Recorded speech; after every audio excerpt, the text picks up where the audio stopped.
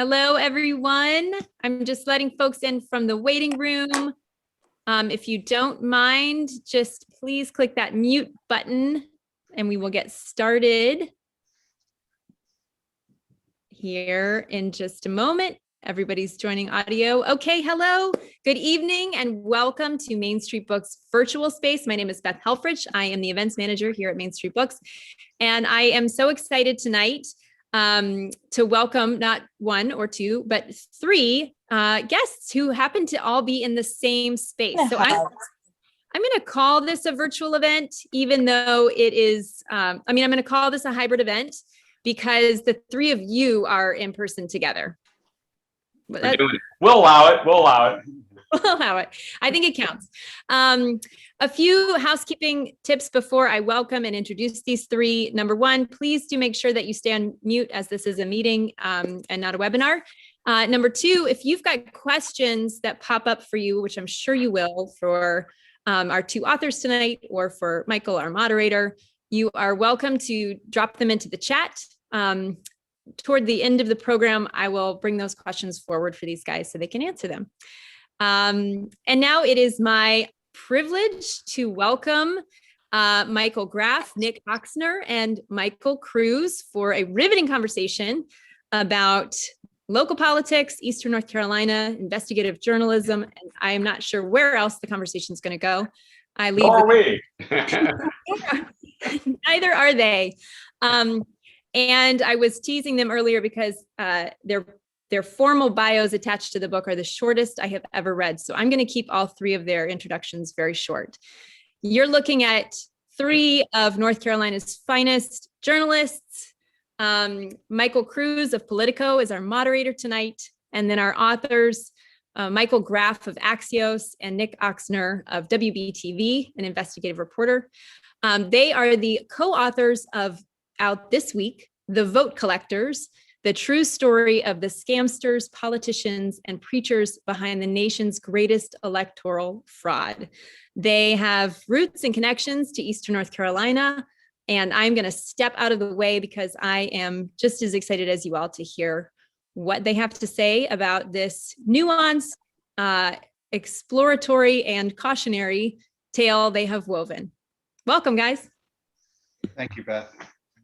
So let's start here. I'm imagining that most people who've signed up for this generally know what this book is about, what happened in Bladen County in 2018.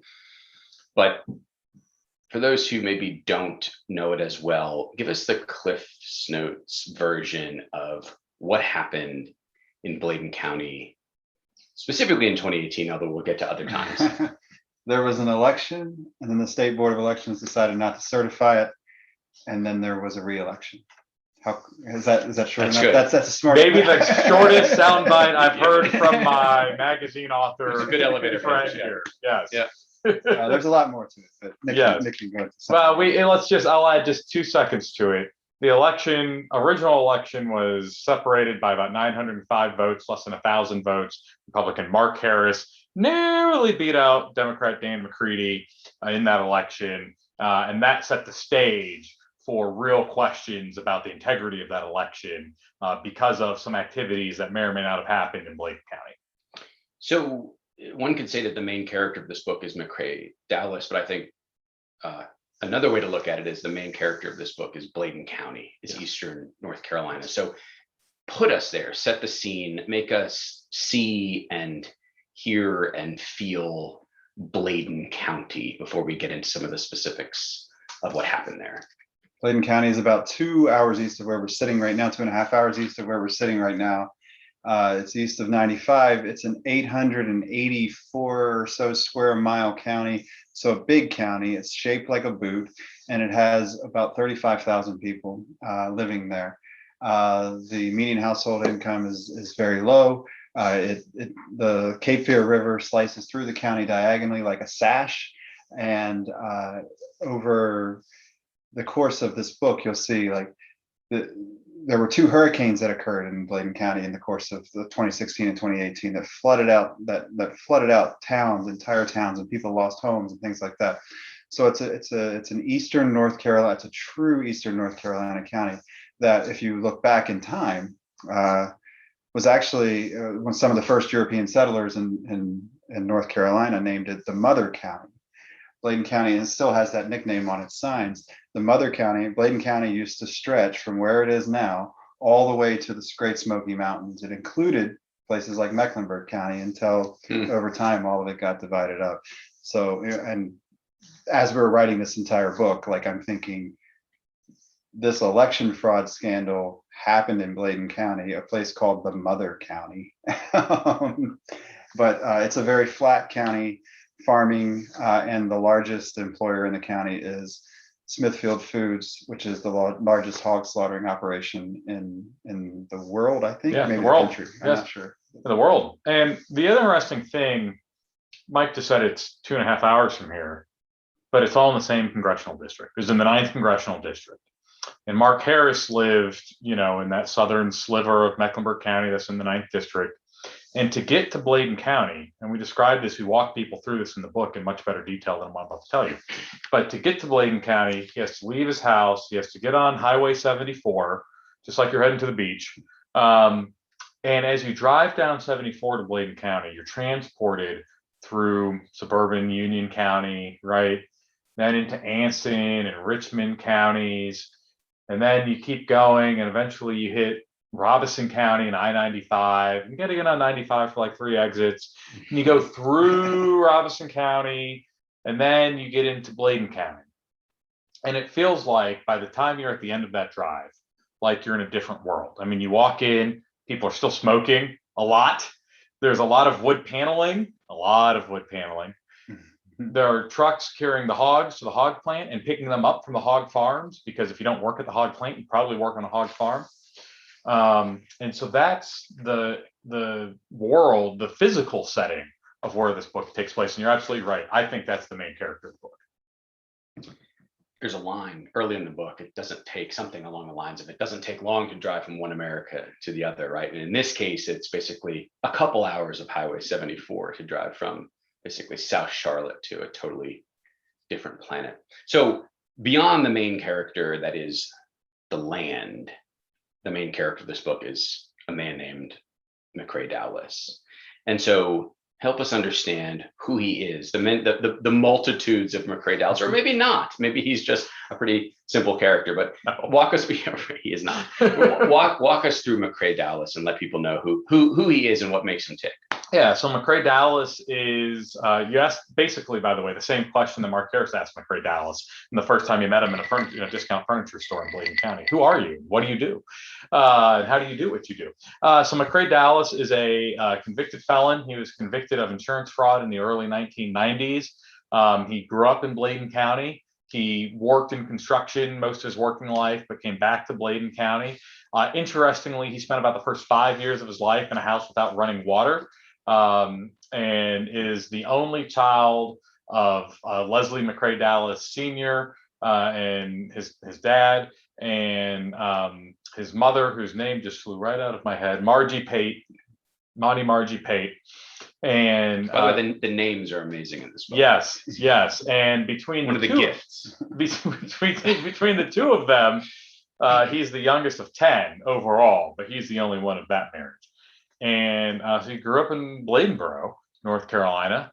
And so he does construction. He gets back from that. He's running a car lot. It's while he owns a used car lot that he commits the insurance fraud. He gets convicted of the insurance fraud in the early 90s.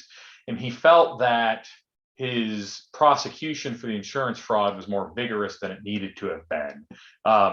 He says he was put up to it by, I think, a woman who was then his fiance, who after they got the insurance money became his wife.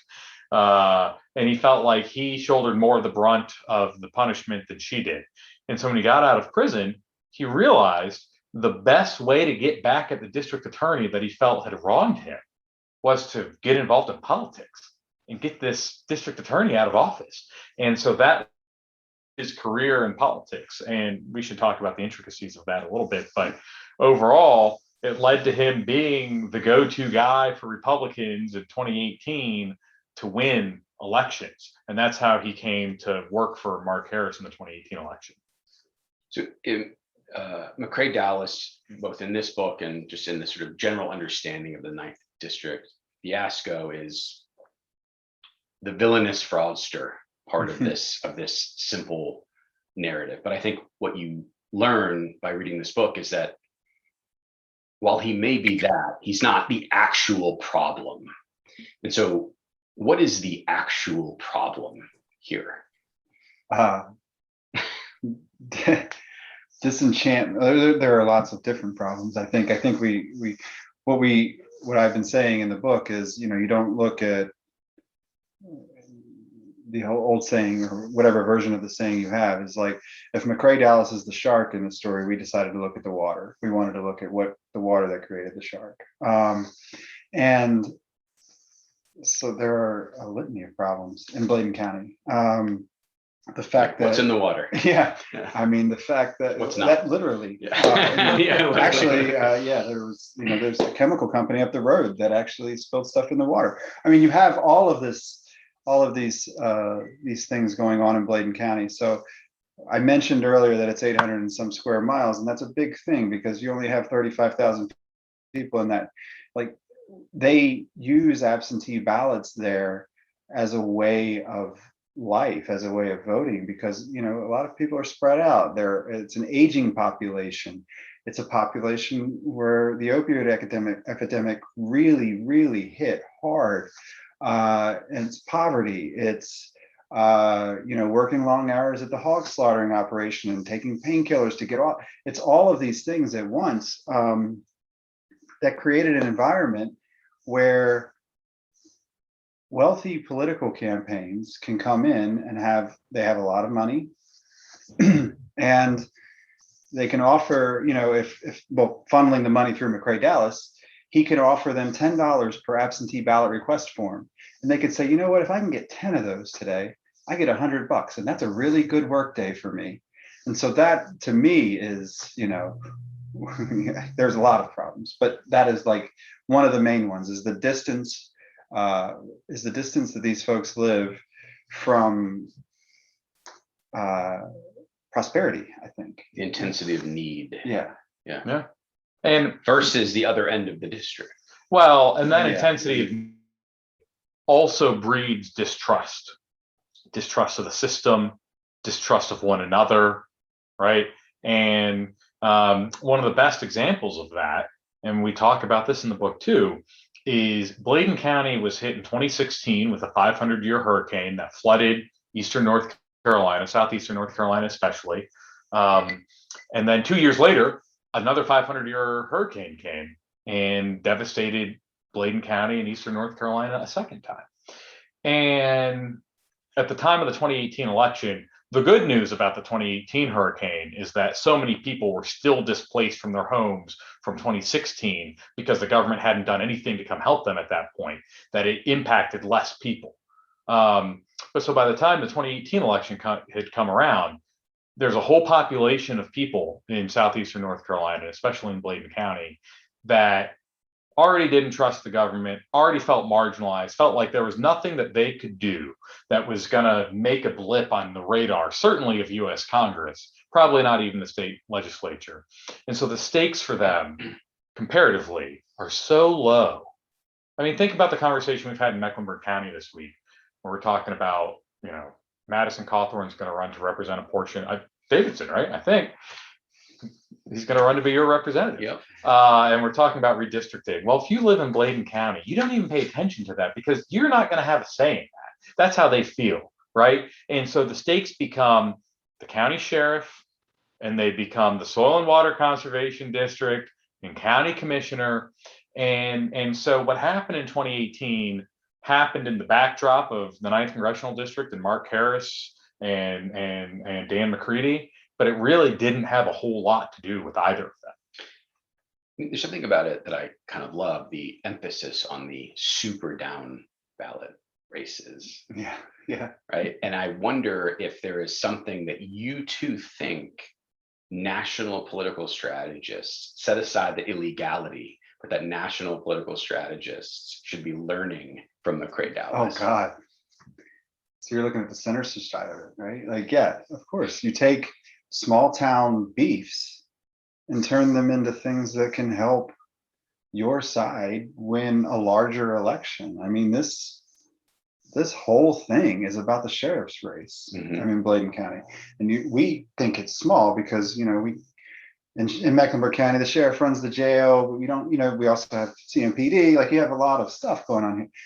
In Bladen County, the sheriff is the authority figure, is the president of the county, essentially.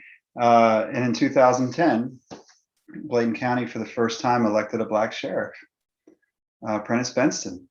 And almost immediately, I mean, Bladen County at the time still was full of these old Jesse Crat type of Democrats. It was, I think, 75, 80, I don't know the percentage, 85% Democrat at the time. But folks, as soon as there was a black sheriff in office, you saw lots of folks jumping to the Republican Party, because it was essentially, it became a place that that white folks who weren't happy with losing that Democratic primary in April or June of 2010 could rally a candidate to essentially unseat a black sheriff in 2014 because they believed their county was less safe with a black sheriff. Objectively, by every single measure, it was safer.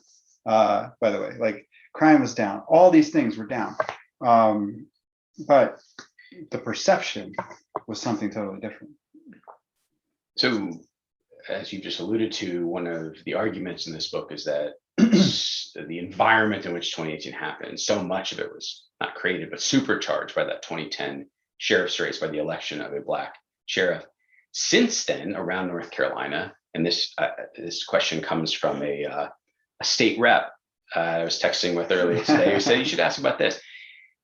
Since then, more and more top cops who are black around the state, can we expect to see can we expect to see sort of the aftershocks of that kind of election in parts of the state that are not Bladen County? I'm surprised that's the first time we've gotten this question. It's actually been in the back of my mind as we've had this conversation. We've been talking about the book for almost 2 weeks now straight, and no one's asked that yet. So kudos to you and Representative Mystery for asking that question. Thank you. That's a good one. Here's the thing. Most of, and what you're referring to with the 6 African-American sheriffs who were elected, black sheriffs who were elected in almost 4 years ago now. Right. But those were largely elections that took place in urban counties, not rural counties. And just as Mike was talking about, I mean, Mecklenburg includes that, right? Gary McFadden is one of those. I think he calls himself an urban progressive sheriff. He's called himself a progressive sheriff in an interview with me yesterday. And the stakes are different. And the dividing lines are different. What you have to understand, one of the first things you notice in Bladen County, other than the intense cigarette smoke that still lingers in every room because people still smoke, including McRae until recently, is that the racial tension is still very thick in the air. I mean, black and white people refer to each other by race still, that black guy, that white guy. And it's not meant to be defamatory or derogatory or ugly or hateful. That's just how they talk. And so in Bladen County, especially a decade ago, think about all how society's moved even in a decade. To have a black man be elected sheriff for the first time was huge, because in Bladen County, by and large, white people still held the power. I think arguably that's less the case in places like Mecklenburg and Forsyth and Durham and Wake counties where we've seen that. So I don't think we're going to see the same kind of backlash, although at some level, it's probably, if there's a political science professor on the Zoom tonight, it might be an interesting question to look at. Well, I mean, there was sort of just a different kind of backlash to them. I mean, there was the 287G thing. I mean, obviously a lot of those black sheriffs came in and stopped participating in this program, and there was a huge backlash to that. But it was in a different way. It was from senators and congressmen and things like that. So it wasn't necessarily like, your neighbor McRae or something like that organizing around it. So it certainly was on a different scale than that. Yeah. So we were talking about this before we started recording, the three of us, but one of the striking things about this book, and in my estimation, admirable parts of this book, is the clear-eyed way straightforward way you address the primacy of race and racism in political activity in this country, not just now, forever and ever. And so I wonder, to the people who object, and you allude to this very explicitly in the book, but to the people who object to the characterization of the United States of America as an inherently racist country, what is your response to those folks? Read part 2, I hope. I mean, it's the so I think part of the funny thing about the story was going to Bladen County and realizing the first time I was there how many folks were just like, yeah, this is the way elections have been. And you're talking about white people and black people saying the same things. This is just the way elections have been.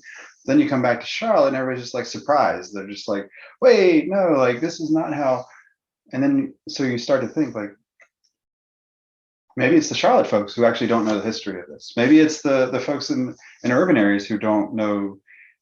I mean, go back to the 1870s. And so that was the reason one of the reasons I wanted to do this book was to do part 2 of the book. I mean, it was Eastern North Carolina is one of my favorite places in the world. It reminds me of where I grew up, and I have researched it throughout the years and just taking notes, reading books and stuff like that. I thought I'll use this one day. And I built stuff over the past 10 years, doing stories on hospitals and things like that in Eastern North Carolina. And I just thought I'll use this one day. And then this story broke out. And I thought, well, I know the story of in 1870, the Klan riding through Eastern North Carolina at night to get rid of Governor Holden. I know the story of what happened in Wilmington in 1898. And at that time, it wasn't as prevalent as it now. I see you've got David Zucchini's book, Wilmington's Lie, right there. There you go. I mean, it wasn't, we know what happened after at the end of Reconstruction. And I thought there are direct ties. So, I thought, I'm going to do this. I'm going to finally write this part of the story that I wanted to write. And then within a few, weeks of researching this book, you realize that I'd forgotten this part. The last black congressman to stand on the floor of Congress was a guy named George Henry White. I knew that, but I'd forgotten that he was born in Bladen County, of all places in the world.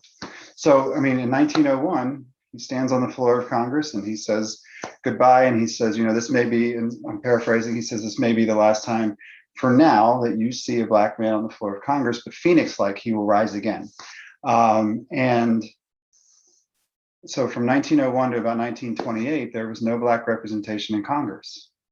In 1930, the Durham Committee for Negro Affairs forms. And that is basically a committee to try to get some representation, to try to help people through literacy tests so that they can make it through this entire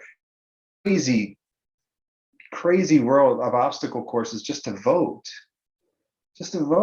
And to try to get like one person on the board in Durham so that they don't have to use the backside of the train station, just things like that. And so the person who was a founder of that is a guy named C.C. Spalding. His entire family's from Bladen County. They left Wilmington. They left Bladen County because of what happened in Wilmington. They just never came back. And then you start to think, gosh, like what could Bladen County be today had Wilmington not happened, the massacre of 1898? So they took all of their education and their money and things like that and formed this committee in Durham, and it became a grandfather to what was the Bladen County Improvement Association. And the Bladen Improvement Association eventually gained enough power in Bladen County that they elected a black sheriff, and then this happened. So, I mean, the connections are so clear that I just don't think that I don't know how you go through life like thinking like elections are always you don't pure. want to see them. Right. Yeah, well, or if you don't know about it, right? I mean, it's crazy. I grew up in Hope Mills, North Carolina, 30 minutes down the road from Bladen County, North Carolina public school educated, and I never learned about the Wilmington Massacre. So if you don't know about these things in history, you can't understand them. But let's put a really fine point on what Mike just did. He drew a straight line from 1865 all the way through history and connected it to 2018 and what happened in 2018. And so often people talk about what happened in Bladen County in the 9th Congressional District in 2018 in a vacuum, as one dude working for one candidate in one race. But that's not at all what happened. You have to understand the figures and the personalities, the McRaes, the improvement PACs. You have to understand the immediate history, the black sheriff in 2010, Prentice Penston. And importantly, you have to understand the history of the clash of race and politics in southeastern North Carolina, dating back more than a century. Having done this book, how would the two of you change how school children in North Carolina learn about the history of the state? Well, they should start by learning about the Wilmington Massacre. I mean, seriously, Reading that book and yours. Yes. And I mean, it's crazy to me. I sat in a middle school and a high school classroom in Fayetteville, North Carolina, and didn't learn about this. I mean, it was news to me when I learned about it just a few years ago. I'm almost embarrassed to say that, except I'm more embarrassed that I didn't learn it, that I wasn't taught it. And that's the biggest thing that I think could be done overnight to make a change. Well, it's just fascinating that you asked that question, because one of the main characters in the book is a woman named Delilah Blanks, who is from Bladen County. She grew up, the train would come through and the conductor would throw books out the train from Wilmington. He was traveling from Wilmington to Raleigh, and he knew that this little black girl in Bladen County loved to read, and he would throw books out the train to her on his way, because they didn't have a stop. And it was a drive-through county even then. Yeah. A ride-through county. That's right. And so she became an educator. She got a PhD. She came back and brought all of that education back to Bladen County and became a teacher there. She was one of the founders of the Bladen Improvement Association, which is sort of at the center of this story. But I mean, gosh, talk about Mecklenburg County. My wife grew up in Mecklenburg County. She went to Myers Park High School. She never learned about Dorothy Counts, who integrated Charlotte's schools. Well, I wrote a story about Dorothy Counts a few years ago. Dorothy calls me one of her children now. And so my son is like, last spring was after everybody was vaccinated, my son is like bouncing on Dorothy's knee. And I'm just thinking, like, this is what we need to teach kids. Like, yes, we need, like, they're still living. She's still right here. She's 79 years old. Like, yeah. So yes, we need to teach beyond kids. A reading list. You have Dorothy Counts show up at your house. That's a good way to put it.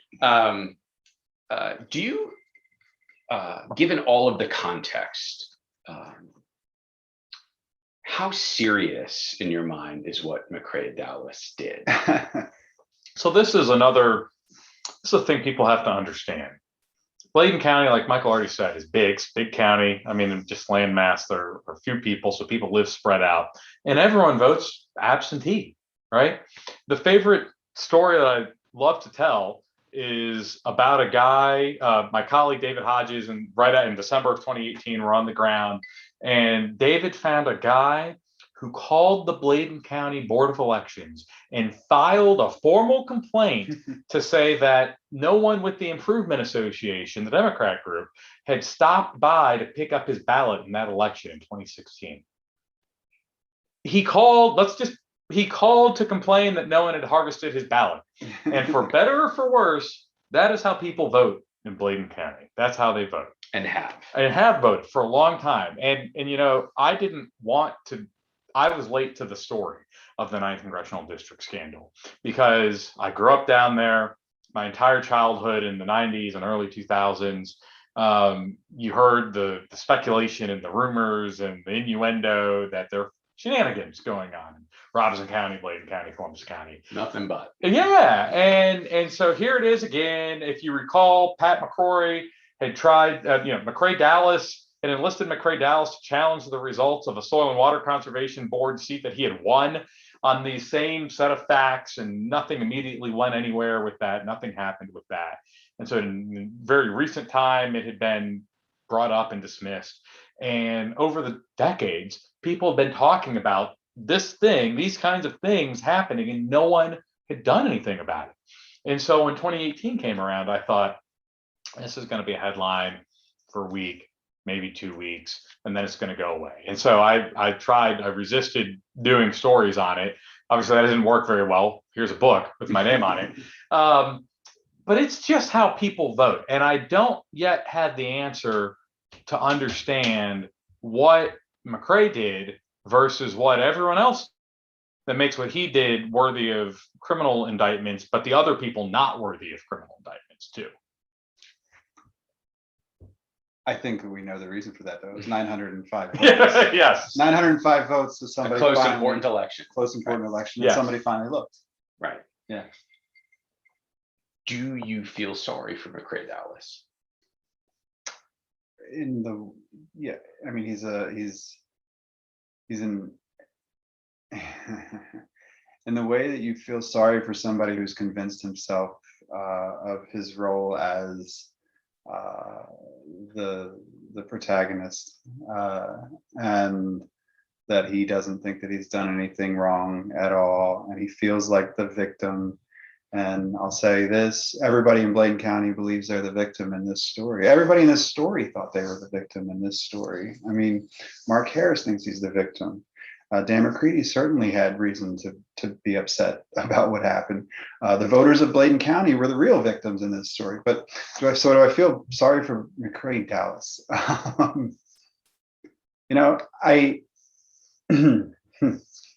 So I never wanted to admit this. So Nick and I, throughout the course of the book, Nick had a closer relationship to McRae than I did. Like, I think that's very clear. Mhm. And I never interviewed McRae without a tape recorder on, because I wanted to make sure that we had some checks and balances to what we were doing and making the book. And we actually sent the tapes to a third party, like another person to transcribe, so that we had 3 different. And so this transcription person, it's like, we didn't know her, like she just. But the whole point was just to like make sure that we were checked. But we would leave, and I would say, I'm kind of mad that I like him, and I was laughing and like enjoying, but knowing like what the internet and what like the whole world thought of McRae, I was like, he's funny, he's charming, and so then you start to think, oh God, is he trying to pull one over on me? And then I think that tension rolls throughout the book, where you're like, wait, let me check this, because is he trying to get me too? Because certainly he's good at convincing people of lies. Do you feel sorry who do you feel more sorry for, Dan McCready or Mark Harris? What a question. You just came here with all sorts of questions we hadn't thought about. I don't know that I feel sorry or not sorry for either of them. Let's just game this out a little bit. I'm going to answer your question with a non-answer. Then I'll come right back.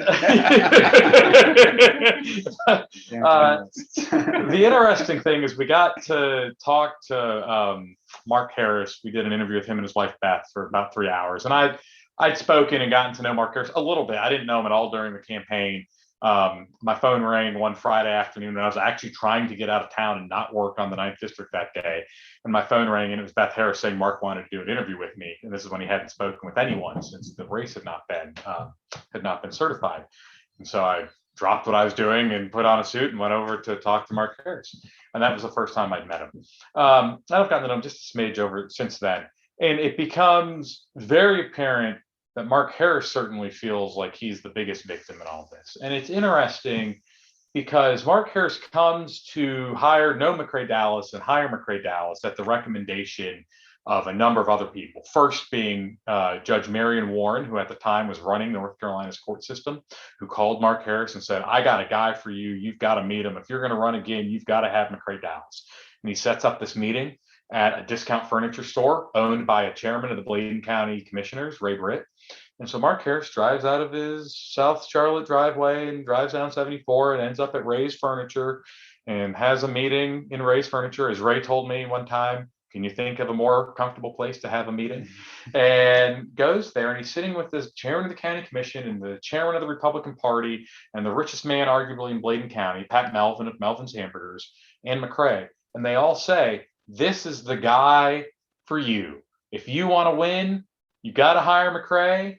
He knows the most about elections in Bladen County. He doesn't do anything illegal, and you've got to hire him. And it's become clear what we know now, and it's certainly, I think, I hope, made clear in the book. Mark Harris really did a lot to convince himself that nothing there was nothing untoward about McCrae, despite the fact that his son, John Harris, as we now know, prophetically tried to warn his dad and raise red flags about, I don't know what's going on here, but this McCrae guy looks like he's doing some shady things. And there was this back and forth the morning after his meeting at the furniture store between Mark Harris and John Harris, where Mark Harris says, I think everything's great. I mean, he's almost making excuses and offering explanations that exonerate McCrae from any wrongdoing. And John Harris keeps hammering back. Oh, and this all happened over email. We have the emails.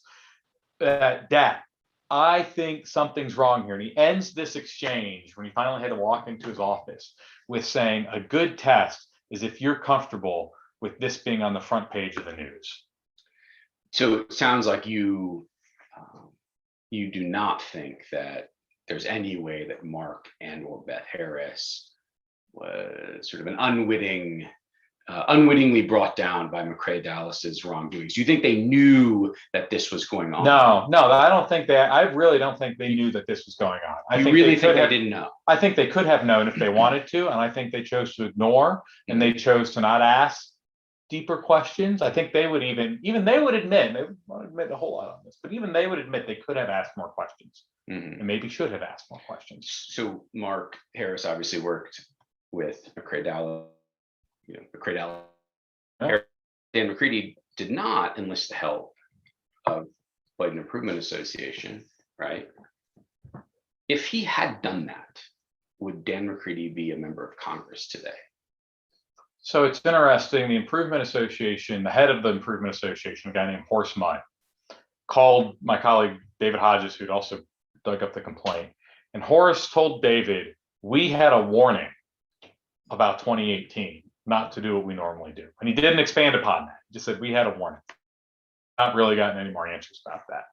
But we do know is people paid by the Improvement Association still went out and witnessed ballots and did some ballot things. So it wasn't like there was none of that happening. It was only one side. That wasn't the case. And we also know, and I've reported, that money flowed from the McCready campaign through the state Democratic Party's federal committee, Improvement Association. And so it's remained pretty murky. Irving Joyner, the lawyer for the Improvement Association, who's in this book in a whole different way because he's a wealth of civil rights information in North Carolina in his own right, maintains that they didn't have a ballot operation in 2018. But it's clear that someone was working on the other side of McCrae. Whether they were put up to it by the actual Improvement Association or not, there was another side working. So the answer to your question is I don't really know. Maybe. Would have been closer. Yeah. It would have been closer than 900 votes. I love that you asked that question because I know where you're kind of going with it. And we found out through our reporting, and it came out big time in Zoe Chase's podcast, how mad the Improvement Association was that Dan McCready didn't want to work with them. And they thought it was a slight. And so they didn't work as hard for him. So at the very least, it would have been closer. It was 905 votes. It could have been, and maybe votes. Not just closer. Yeah, I mean, it might have been 906 votes, right? Right. Yeah. We'll never know, but I do find myself wondering if Congressman Dan McCready would have happened if he had sort of played the game the way it was played in Bladen County. And I think that's a good question, because I think, a different board of elections maybe wouldn't have looked into it had the Democrat won, and that's like the other part of it too. So you just don't. It's all hypothetical, but right. Yeah, clearly we do know for a fact that the Improvement Association was angry that Dan McCready did not enlist their work in the full embrace of previous candidates. That's right. Yeah. So we're probably coming up on questions here, but I have just to sort of close the loop on McCrae Dallas. Obviously, just the other day, something happened in court in Raleigh. Unless something changes in the next couple of weeks, right? He is going to be on trial in next summer. It's not going to change. It's not going to change, right? So next summer there'll be some sort of something, and assuming, who knows how the trial goes. But let's say he's convicted, like everything will be cool, right? And all elections are good from here on out because McCrae Dallas goes to prison. No. Oh no. Oh no. I know you're shocked by that. No, Michael, I joked that glad you didn't ask anything about hope, because I wouldn't give you any, but here's my version. Look, so let's first of all talk about the casing of McCrae Dallas. We obtained the criminal discovery file from Lauren Freeman, the Wake County District Attorney, from her office and the FBI and the State Board of Elections. We obtained the criminal discovery file in McCrae's criminal case. And we've looked through that file. And there aren't big smoking guns. I mean, there's not like a wiretap of McCrae talking about collecting ballots. There's not McCrae at the box of ballots going to the mailbox. It's not there. And so people should be prepared to watch a trial where it's a lot more circumstantial. As McCrae himself has said, and as other people said, and I'll certainly say, everyone's a liar in Bladen County. The witnesses are the witnesses. Right. And I mean, and so people need to be prepared for that to not be the slam dunk that I think people think it's going to be. But more importantly, McCrae was the symptom, but not the disease. And unless you want to attack the systems of voting that happen in Bladen County, unless you want to take action on the decade plus of evidence that exists of how people vote in Bladen County in ways that most people would think is not legal in North Carolina, you're not going to eradicate what's happening. You're just not going to get rid of it. And we haven't seen a serious effort to attack it full scale. And it's foolish if we think we're going to send McCrae Dallas to prison. He may very well go. I told him this the other day. McCrae's convinced that he's going to go to trial and he's going to be acquitted. And I was talking to him the other day. I said, McCrae, you know, a jury of 12 people might convict you. And he said, well, yeah, I know. But he's convinced he's not going to get convicted. But sending McCrae Dallas to jail isn't going to wave a magic wand and solve all the problems in Bladen County. And if we think it is, we're fooling ourselves. I mean, that's absolutely true. I wonder if the trial, regardless of how it ends up, is it your sense, from having you're closer to the story than anybody else? Is it possible that this trial becomes almost a trial of something much, much larger than McCrae Dallas? Or is it going to be this like very sort of frustratingly tight focus on McCrae Dallas? Look at the timing of it. It's going to be in August of 2022. Hell In North yeah. Carolina, that's going to have one hell of a Senate race on its hands at the time. Yeah, I mean, I think that, one of the things we've been saying over and over is that there are clearly issues with elections that we should probably address. And some of them have to do with that. Some of them have nothing to do with the election itself. Like they have to do with poverty and like all of these other forces at play. But one of the key things that we saw in this story, there was a file, 300 pages, sitting on the U.S. Attorney's desk about Bladen County from 2016. The U.S. Attorney didn't do anything with it because the U.S. Attorney was investigating small-scale, individual, undocumented immigrants possibly voting illegally. Some of them are documented. Yeah. and it was that quest to find immigrants voting illegally netted maybe a dozen misdemeanor convictions.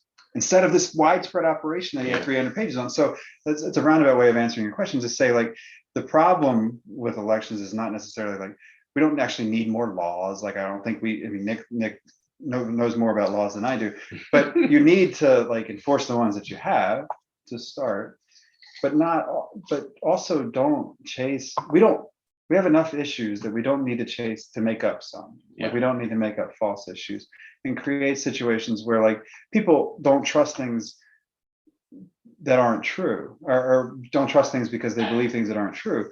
I mean, there are enough issues to believe, like there are enough actual problems.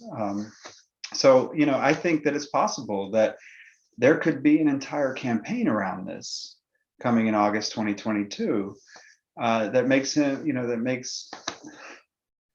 there's so much money in politics. Nobody knows this more than you. There's so much money in politics. You can create a message about anything and turn McCrae Dallas's trial into a statement on the fact that nobody should trust whatever happens in the Senate race this fall. I mean, that could possibly happen. Can't wait. Sounds like a good way to spend August 2022. Yeah. I mean, that's that's my Nick coming out of me after spending 2 years with Nick. I'm a much more hopeful person than Nick is, I believe. But I still believe that the levers of democracy and law can work. If people read this book and decide to do something about it, to address the things that we've uncovered, something can happen. People can decide to do that. I'm hopeful people will do that, or nothing can happen. And we're eventually going to see a 2018 again. And on that hopeful line, should we take some questions? Better hopeful line, buy the book. Hey, that is a hopeful That's line. the first order of business. The first step to fixing this problem is to buy the book. Yes. Yes, step one. And I will put the link to order in the chat in just a minute.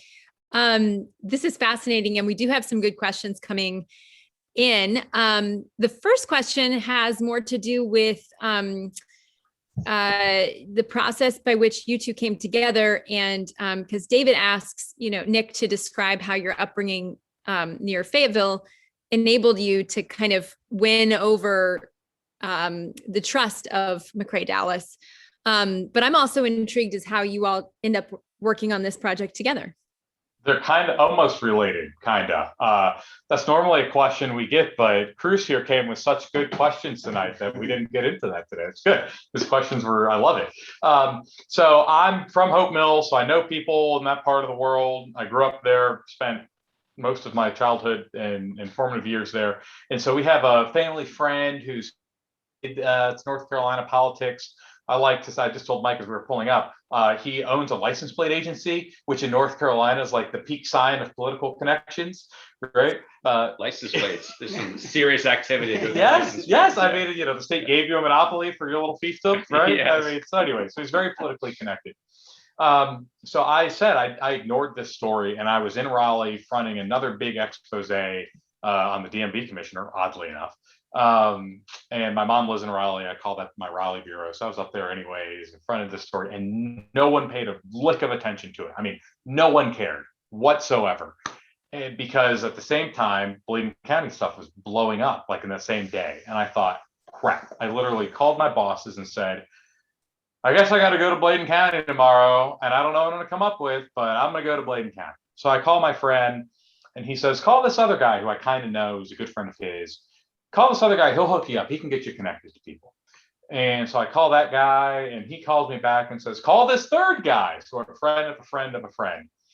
And I call that third guy, and I talk to him a little bit. I'm driving to Bladen County from Raleigh, and I talk to him for like an hour, and I end it with, look, can you just put me in touch with McCrae Dallas, who at this point everyone in the world wanted to speak to, but no one had heard from, right?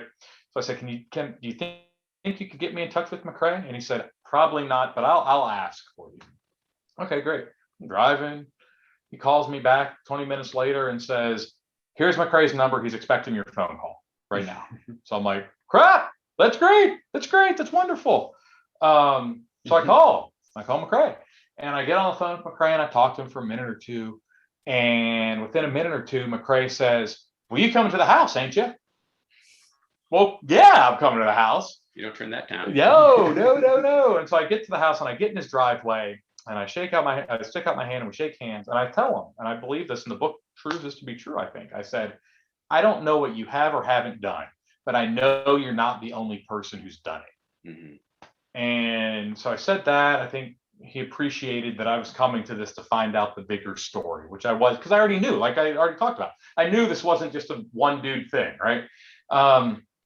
And then he learned I was from Hope Mills, and that's right down the road. He's getting people from London and New York and DC and everywhere coming to Bladen County. A guy from Hope Mills is local. You're from Hope Mills, not from Charlotte, as far as he's concerned. Oh, and I've got a work phone and a personal phone. My personal number is still a 910 area code, so I use the 910 area code still for everyone in Bladen County. And so I was the only person McCrae Dallas was talking to. It was at that point still a confidential source relationship. But a couple of weeks after that meeting in his driveway, a woman named Lisa Britt, who is a stepdaughter who worked in his political operation, proved to be a pivotal person in the hearing, called me and said, I want to do an interview today. Meet me at McCrae's house in a few hours. So we go there. We do this interview. And she tells me some things that we now know are different than the answer she gave the State Board of Elections investigator.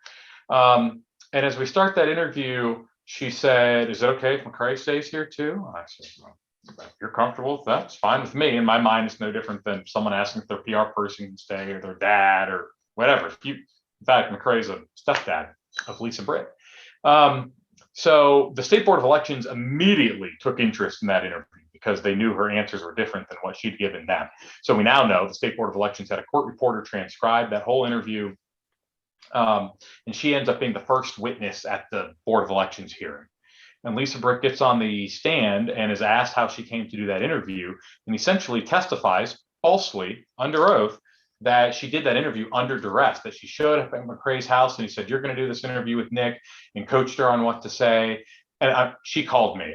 We can get the phone record. She called me. I waited there for 2 hours. We describe it all in the book. But I couldn't talk about any of that because McCrae was still a confidential source in February of 2019. And my lawyer said, "Shut the hell up. Don't talk about it." And so that led to me having a really bad day on the internet, people questioning my journalistic integrity and ethics, which is not fun as a journalist. And Mike here recognized that one Saturday night and texted me and said, "Hey, looks like you're having a bad day on the internet." And I said, "Yeah." And he said, "Want to come over for a drink?" His brother had just bought a house, wasn't furnished yet. So I came over, we drank some beer and some lawn chairs in Kenny Graff's unfurnished living room. And by the end of that night, we were writing a book together, or tentatively writing. So your bad day on the internet led to a good evening not on the internet. That's good. And a book. And here, and let us hear. That's right. Right to this very moment. Yeah. Right here. I have a kind of a follow-up question for that, if we can answer this. And then I've got at least two more, so we'll try to get through all of these before 9. But what was the process by which the Board of Elections decided not to certify this election? So, yeah, I mean, it's kind of an unsatisfying answer because the Board of Elections never decided anything technically. Mark Harris at the 9th Congressional District hearing was under oath, was testifying. Recall that he'd had a bunch of medical issues, some mini strokes, I think he had sepsis, and was in the midst of recovering from all that as he testified. And in a string of events that I still don't have 100% clarity on, while he was testifying under oath, he said something that was not true. And I'm still not super clear on what wasn't true. I think it's that he said that he didn't know his son John was going to testify. And the general counsel of the State Board of Elections at the time, a guy named Josh Lawson, in ways that I just saw him last weekend because he moderated an event for us. And I asked him again, how did he know that wasn't true? And he said he wouldn't tell me. He still won't tell me. And I've been trying to find out, but he knew that was a lie, was false, which is perjury because he's under oath. And some complicated legal maneuverings, Mark Harris, in order to purge himself of the perjury, to get rid of the perjury, he came back to the witness stand and called for a new election. And so really, we didn't see the full weight of the evidence play out at the hearing. And we got a new election because the dude who won the race for Congress said, we should actually just redo this. But are we I think there was the question about November, like what happened in November. The vice chairman of the Board of Elections, Josh Malcolm, is from Lumberton, from Robeson County. And as the election was about to be, or as they were certifying all the elections in North Carolina, he sort of started sheepishly and said, I don't think we should include this election. And then he got very sort of, if you listen to it, he got very confident and said, "We know what's happening in my part of the state. We've known about it for a long time, essentially. And now I can't certify this race, and we can't." And so they went back for about 5 hours, or several hours, and came back and decided no. And that was November 28th or something, 29th, or I don't remember the exact date, several years ago. And that prompted a lot of Nick was interviewing the DMV commissioner because he didn't think it was a big deal, but that prompted a lot of media coverage of folks started, including like Joe Bruno of WSOC, started digging up stuff in Bladen County. Michael Bitzer, of course, so like folks like that were running numbers and things like that. And at the same time, the State Board of Elections, and actually at the same time, Mark Harris was up in Washington. Yeah, settling into Congress, taking his office number, picking bad numbers from the office. Yeah. Wow. Yeah. Okay, this is an interesting question from Pam. How did you decide that this was the nation's, quote, greatest election electoral fraud? Because You gotta sell a book. good question. We didn't, well, for the. It's the first time in modern political history that someone was elected to Congress and didn't take the seat in Congress. Yeah. So that in of itself is, I mean, it's Because of historic. fraud. Because Yeah, of That fraud. is that is Because of fraud. superlative, Yeah, yeah, singular. yeah. Because of Totally fraud. defensible. Because of fraud, yes. Yeah, because of fraud. Because there have been elections that Lots of were other, overturned, but because of fraud. because of fraud. That an election has been thrown out because of fraud. And you take that and you sit with that and you look at the all other greater context, all the things we've been talking about for almost the past hour. I think that builds up to be the nation's greatest electoral fraud. I'm comfortable. It's totally defensible. Yeah. It's a good cover line. Yeah, it's also sketchy. All right, I got one more question for y'all, which is, how do you assess the implications of what happened in Bladen County on what ultimately then happened post the November 2020 election, the big lie, the insurrection at the Capitol? What can you connect those dots, or do those dots connect for you? We do a little bit in the book. Mhm. Read all the way to the end. Yeah. I mean, so little story behind that. Our book was due September 2020, like September 15th. So the first draft. So we turned it in and we told the publisher, I said, could we publish it tomorrow? Or can I get a chance to like come back at this after this election? Because what in the heck is going on in this election? Last Labor Day weekend, last September 2020, President Trump went to Wilmington, spoke in front of the battleship North Carolina, said that folks who vote absentee should show up to the polls and try to and test the system to vote again or something like that. Well, guess what? We have a story in our book where that actually happened in Bladen County in 2010, where a woman voted in one precinct and then went to the other precinct and tried to vote and got caught, and it was in the front page of the paper because she was testing the system. So like there were times last fall where I just thought, this is surreal. Like all the stuff that's in our book, he's talking about, and it's going to lead to a bad place. It's something, and then you think like, okay, now we're going to talk about the historical implications of this. Now you're talking about like the red shirts in Wilmington and all this stuff, and you're just like, well, holy cow, like, wait a minute. And we knew that some of the Oath Keeper folks were actually training in Columbus County, North Carolina, just south of Bladen County, in the swamps along the rivers there. And you're like, and they actually had the sheriff helping them do this. And so you start to think of the historical context of it. So when January 6th happened, you know, I was at home, I was in tears because our entire book had all of these signs that showed like we did this 100 years ago. And for all of the things that, for all of the complaints about the media these days and stuff, like read our book. Like, trust me, the News and Observer was the biggest reason that Wilmington was overthrown. The editor of the Wilmington paper at the time, or the Raleigh paper. I mean, so, you know, you're just starting to like watch this happen and you just think, you know, how is this the same thing? How's this? I mean, it's certainly different characters, and like it's not as explicit. Certainly nobody is running like racist cartoons on the front page of papers or even on their websites anymore like that. But it is one ongoing story. It is one the ongoing parallels story. are unmistakable. Yeah. The distrust and the motivations are the same. It all The comes rhetoric of down. violence. I mean, there are just some things that from this book from more than 100 years ago that sound super current. It all comes down to a distrust and a quest for power that was going on in Wilmington in 1898.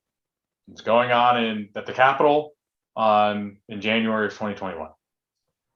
And I don't really want to talk about it in terms of Democrat and Republican terms, because what it is it was, I mean, the fact is that there are folks in Bladen County who voted Democrat. There are Black voters in Bladen County who don't trust the system as much as the white voters in Bladen County. So like, I don't want to make it about Black Bladen County. Like, I don't want to make it about that. But of course, what you saw was obviously the far right folks storming the Capitol, but what is the root of that? The root of it is distrust. The root of it is rhetoric. The root of, I mean, all of these things, like inflaming it.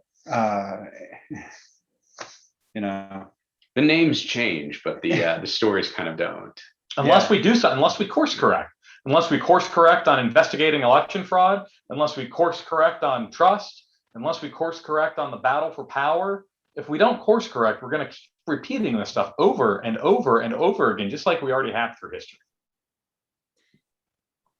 Well, that's and not- on that cheery note, let's talk about cheery. Yeah. But the book is also funny.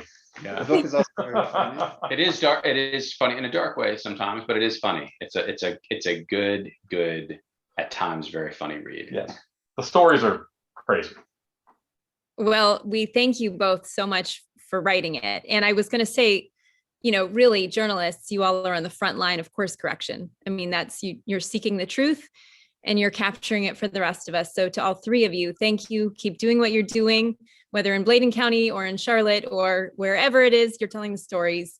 And to those of you who came to join us tonight, to tune in, hope you have learned as much as I have tonight. I did drop the link for ordering the vote collectors. Our shipment was delayed after the initial publication was delayed because of a paper shortage, apparently. Hashtag supply chain. But as soon as we have these books in, I hope we can have Michael and Nick up to sign copies so that we can have some signed copies in the bookstore. But please don't hesitate to reserve your copy now so that we'll call you as soon as it gets in. Michael, Nick, thank you all so much for being here tonight. Thank you. Thank you, everybody. Thank you, guys. Take care, everyone. Have a good night. Bye.